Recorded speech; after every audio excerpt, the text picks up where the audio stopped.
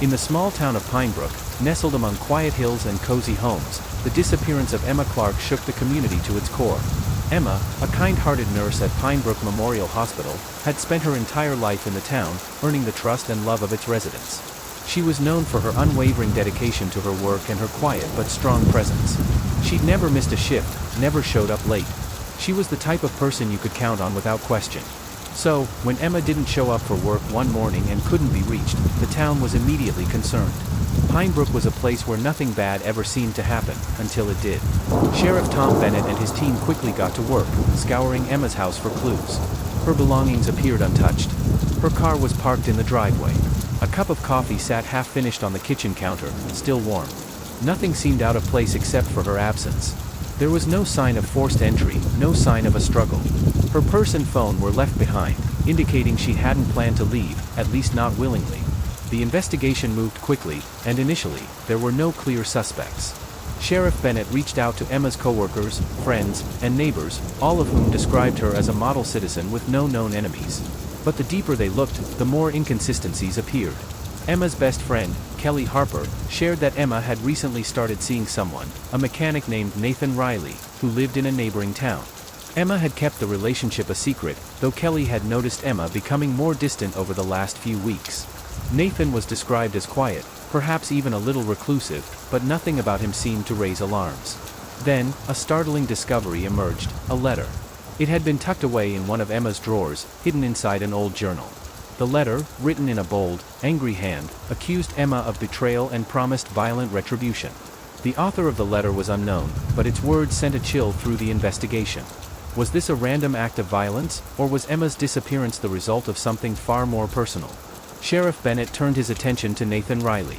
The more they investigated Nathan's background, the more unsettling details came to light. Though he had no criminal record, Nathan had a history of altercations, small incidents involving anger issues. He had been involved in a couple of public fights and had a reputation for being somewhat unpredictable.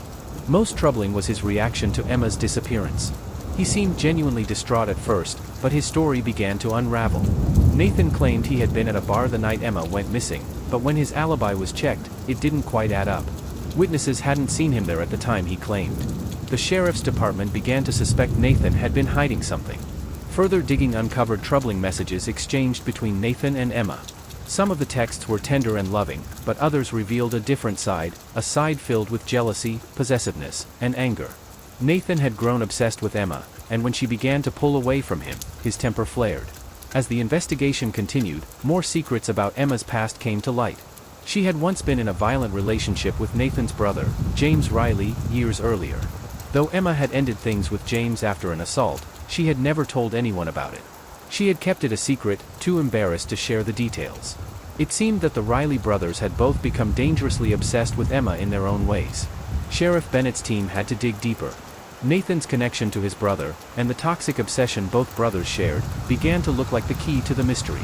The real turning point came when Emma's best friend, Kelly, found a photograph among Emma's things. It was an old picture, taken years before, of Emma and James Riley. The two were smiling in the photo, but it was the look on James' face that made Kelly uneasy. The photo was proof that Emma's relationship with the Riley brothers had been far more complicated than anyone had known. She hadn't just broken up with James, she had been involved in a violent incident with him that she had kept hidden. As Kelly continued to sift through Emma's personal belongings, she found more disturbing evidence. Emma had been in contact with James shortly before her disappearance. She had told him she was terrified, that she couldn't escape the shadow of their past. Emma had been trying to distance herself from Nathan, and it was clear from the texts and conversations that Nathan's temper had become more volatile. But it was the letter, angry, bitter, and full of resentment, that pointed to a deeper, darker motive. Nathan, feeling betrayed by Emma and fueled by the toxic obsession that had infected both brothers, had confronted Emma. What was initially an argument escalated. Desperation, rage, and jealousy culminated in a deadly decision. Nathan killed Emma. The motive was a combination of possessiveness, resentment, and the fear of losing control over her. Afterward, he hid her body, hoping the town would never know the truth. The sheriff's department was able to piece together the sequence of events, and Nathan Riley was arrested.